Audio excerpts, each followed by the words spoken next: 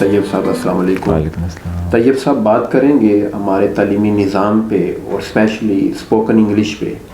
और ये बहुत बड़ा यूथ का चैलेंज है कि हम 16 साल तालीम में इंग्लिश हर क्लास में पढ़ते हैं और ख़ास लेवल के बाद तो सारी किताबें इंग्लिश में होती हैं, मगर इसके बावजूद हमारा तालीमी निज़ाम हमें इस काबिल नहीं करता कि हम अपनी रूटीन लाइफ में इंग्लिश में बातचीत कर सकें।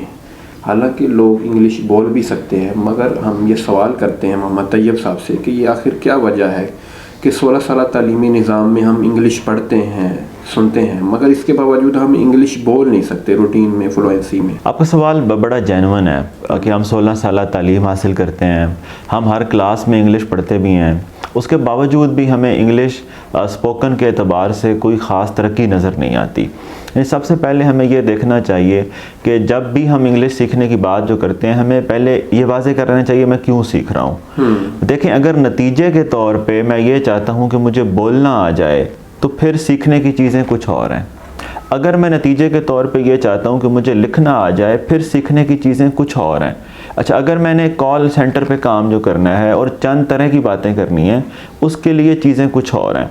हम इस प्रोसेस को यूँ समझ लेते हैं कि एक छोटा बच्चा पहले पढ़ना लिखना सीखता है या पहले बोलना से ही सीखता है। यानी उसने उर्दू सीखी है या उसने पंजाबी सीखी है तो वो पहले बोला है, उसके बाद वो स्कूल गया है।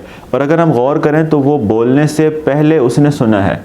यानी अगर एक बच्चा पैदा हो गया है तो उसको दाएँ बाएँ आवाज़ें आ रही थी, वो उन आवाज़ों को सुन रहा था, वो टेंस नहीं सीख रहा था, वो ग्रामर भी नहीं सीख रहा था, वो वोकेबलरी के रट्टे भी नहीं लगा रहा था, वो कॉन्शियस भी नहीं था, उसे ये भी नहीं पता था कि आने वाली लैंग्वेज उर्दू है या इंग्लिश है, उसको ये भी नहीं पता था ये पंजाबी का लफ्ज़ है। आप उसे 10 सुनवा लेते ना, वो 10 बोल लेता।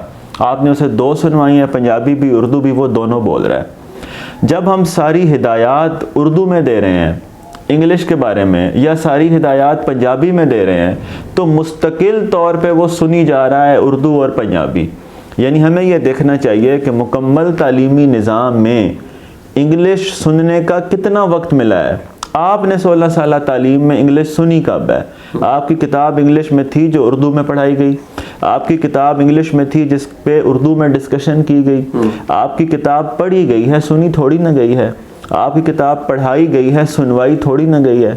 यानी जब लिसनिंग एक्सपोजर के तौर पे है ही नहीं तो बोलना मुमकिन नहीं है। यानी एक बड़ा वाज़ेह सवाल है, मैं अपने आप से पूछता हूँ कि क्या मैंने इस 16 साल तालीम में इंग्लिश सुनी है?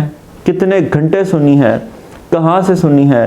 कितनी देर एक्सपोजर लिया है? जब मैंने फिल्में सारी हिंदी में देखी हैं, जब मैंने लेक्चर सारे उर्दू में सुने हैं, और जब मैंने ड्रामे सारे उर्दू में देखे हैं, जब दोस्त मेरे सारे पंजाबी और उर्दू जो बोलते हैं, मुझे इंग्लिश क्यों आएगी? यानी सवाल ये नहीं है मुझे इंग्लिश क्यों नहीं आ रही। हमारा तालीमी निज़ाम का क्या ये मकसद है कि हम बोलने के काबिल हो जाएं? अगर उसका ये मकसद है तो उसमें लिसनिंग का एक्सपोजर होना चाहिए, जिस तरह के कुछ स्कूल आप करते हैं। अच्छा, उस पूरे तालीमी निज़ाम में आप पढ़ते लिखते हैं, पढ़ने लिखने का इतना हाथ बोलने में नहीं है जितना कि सुनने में है। यानी मिसाल के तौर पे आप उर्दू पढ़ी लिखी बाद में है, बोलना पहले शुरू कर दी थी। आपने पंजाबी शायद पढ़ी लिखी ही ना हो, यानी मैंने पंजाबी में एक किताब भी नहीं पढ़ी और मैंने पंजाबी में कोई किताब पढ़ाई भी नहीं है। पढ़ाई लिखाई के बगैर जो पंजाबी में बहाव है वो उर्दू इंग्लिश में आता है। नहीं, क्या पंजाबी आसान है और इंग्लिश मुश्किल है? ऐसा नहीं है। आसान मुश्किल नहीं होता यह है कि आपने किस लैंग्वेज का एक्सपोजर लिया है। देखें, जब बोलना आता सुनने से है, यानी सुनने के नतीजे में इंसान इंग्लिश में सोचता है, सोचने के नतीजे में डायरेक्टली बोलता ही इंग्लिश में है। जब हर वक्त आप जहन में ट्रांसलेट कर रहे हैं उर्दू से इंग्लिश में, इंग्लिश से उर्दू में, आपके जहन को अजियत होगी। आप एक ऐसे प्रोसेस पे लग गए हैं जो कुदरती नहीं है और गैर फितरी कामों के गैर फितरी अंजाम आते हैं, क्योंकि तरीका गैर फितरी है ये सीखने का कि मैं जी पढ़ लिख के सीखूंगा, तो इसका नतीजा भी फिर वो नहीं आया जो हमें चाहिए था। अब यूँ सेट कर लें कि अगर ये नतीजा मुझे चाहिए कि मुझे बोलना आ जाए, तो मुझे जो इनपुट चाहिए ख़ास तौर पे वो ये है कि मैं सुनता हूँ कि नहीं। आपने चलना जो सीखा है प्रैक्टिस के साथ, एक्सपोजर के साथ, बार बार लगे रहे हैं। यानी हम इन्हें कहें कि आप बोलना शुरू कर दें या आप सुनना शुरू कर दें, वो कहें पहले हम पढ़ लिख लें फिर सुनेंगे। तो आपने उर्दू में पहले क्यों नहीं पढ़ा लिखा? जब आपने पहाड़ सीखा था तो आपने ये क्यों नहीं पूछा इसकी ट्रांसलेशन क्या है? अब माउंटेन की बारी आप कहते हैं कि इसकी उर्दू क्या है। ज़रूरत है जहाँ पर वहाँ इस्तेमाल हो भी सकती है, वो वाला आइडियल माहौल नहीं है, लेकिन हमारा पैराडाइम ही इंग्लिश के बारे में दुरुस्त नहीं है। इल्म एक अलग चीज़ है, इंग्लिश का इल्म, वो तो उर्दू में भी डिलीवर किया जा सकता है, जैसा कि हम करते भी हैं। यानी आप देखें, हम इंग्लिश के मौजू पे उर्दू में बात कर रहे हैं, ठीक बात है, दुरुस्त बात है, कॉन्सेप्चुअल क्लैरिटी आ जाएगी, लेकिन क्या इसके नतीजे में इंग्लिश इंप्रूव हो जाएगी? नहीं। इसके नतीजे में मैप वाज़े हो जाएगा, इसके नतीजे में तरीक़ाकार वाज़े हो जाएगा। अब अगर इनको इंग्लिश सीखनी है तो अपनी इनपुट में लिसनिंग को ले आएँ। देखें, अगर आप फिल्म के थ्रू सीखते हैं तो आप इंग्लिश में फ़िल्म देख सकते हैं, आप स्पीचेस सुन सकते हैं, लेक्चर सुन सकते हैं, कन्वर्सेशन सुन सकते हैं, इंटरेक्शंस देख सकते हैं। बहुत सारी अक़साम का डेटा इस वक्त मौजूद है।